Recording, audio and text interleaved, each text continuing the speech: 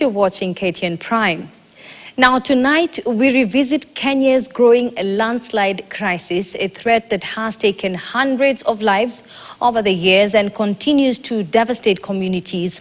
Scientists now warn that climate change is accelerating these disasters faster than the country can respond. Our reporter Grace Nganga brings us this special feature.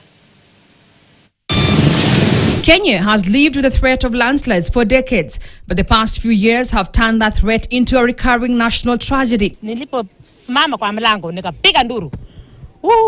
Jesus. Sasa hatuna mahali pa kukaa, tumepatwa na hasara, mboga zimeenda. In November 2025, the quiet hills of Elgeyo Marakwet split open after days of relentless rain, sending tons of soil and rock crashing through villages. More than 30 people lost their lives, and for some families, loved ones were buried before sunrise. Nimepoteza mama, nimepoteza kijana mdogo, nimepoteza kijana katikati ya form 1. So mimi ndio nasikia uchungu sana. Scientists say many of the landslides Kenya has witnessed did not come without warning. In fact, experts say the ground often signals distress long before it collapses. Even the normal food, the normal plants that we have planted, and you see they are kind of leaning, facing upwards, not downwards. That is already indicating there is something that is happening down there. Find that the waters disappear, point A. You don't know the exit of that water. So what I'm talking about, where that exit is, it means down there are some spaces. So those are the high-risk areas. That disaster joined a painful timeline Kenya has struggled to break. In 2024, Mai Mahiu was added to the country's catalogue of grief, a blocked seasonal river burst, triggering fast-moving mudflows and landslides that killed more than 50 people along the escarpments, one of the deadliest natural disasters. In 2010, Murang'a recorded over 20 deaths when sudden hillside in Kangema and Mathioya collapsed on homes. In 2019, West Pokot suffered one of the deadliest events in its history, when more than 70 people died after heavy night rains triggered massive mudflows that swept away entire villages. And in 2023, the Pokot-Marakwet border town of Chesagon lost at least 7 people when sudden flooding unleashed a landslide that tore through classrooms and homes. Scientists say these aren't isolated tragedies. To them, the pattern is unmistakable. Joseph Kuria, president of the Geologists Association of Kenya, explains that many highland soils are weakened by decades of erosion and deforestation. The water that has percolated has already added weight, and the bearing capacity of that formation cannot withstand the slope. If the slope is sharp and the soils absorb a lot of water, naturally that weight will slide the soil. Senior research scientist at the Kenya Red Cross Society, Zachary Musiani, links this directly to global warming.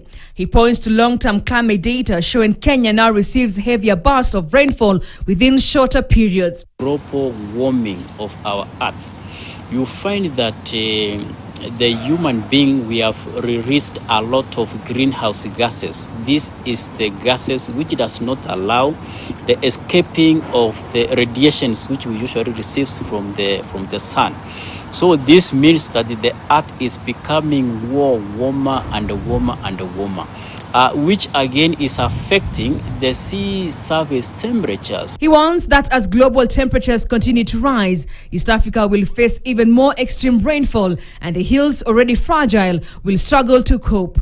What we call the hydrological cycle between the atmosphere, the ocean and the land. So if you are removing a lot of vegetation from the land surface, it means that you are interfering with the climate of that place. Hence, at the end of the day, the climate then changes. Don't forget that the forest areas, these are the areas which usually gives a lot of water. These are like the water catchment. This is whereby most streams rivers comes from those deep forested areas. It means that if you interfere with the forest, it means that even our rivers are going to disappear because we don't have the water sources from those regions. Across affected communities, the human cost of these scientific warnings becomes painfully clear. Experts say these families should never have been living on such unstable slopes, but the reality is more complicated. Safe land is expensive. Relocation programs are rare and underfunded. Many of the most high-risk areas are fertile, affordable, and culturally tied to generations of families. Mtu anasikia kitu ikitingisha kidogo, ikiangusha kidogo, tunasikia uoga. Kuna shida kubwa. Lakini hatuna nguvu, hatukuwa tunajipanga na pesa ati mtu anaweza toka kwa nyumba aende akatafute nyumba ingine pahali. Kuria believes Kenya must invest in early warning systems, strict zoning laws, and well-funded relocation options. Without these, he says, the country will continue reacting to tragedy rather than preventing it. Agricultural extension officers, they were very keen on how they would advise you to do the terracing. We need to stick to such.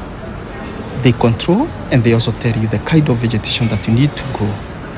The vegetation that can be able to sustain the soil or hold the soil together, the vegetation that you need to put up that can withhold water even at that very extreme period. We taken like the action points of controlling the release of the toxic gases to the atmosphere. Then we controlled the amount of the temperatures. Of course, we are likely to see those intensity to increase. The story of landslides in Kenya is ultimately a story about people living on fragile ground and a country trying to keep pace with a changing climate. It is about scientists sounding alarms that grow louder every year. It is about families rebuilding life after life, home after home. And it is about a future where the storms are expected to strengthen even as the hills grow weaker. Grace Nanga KTN.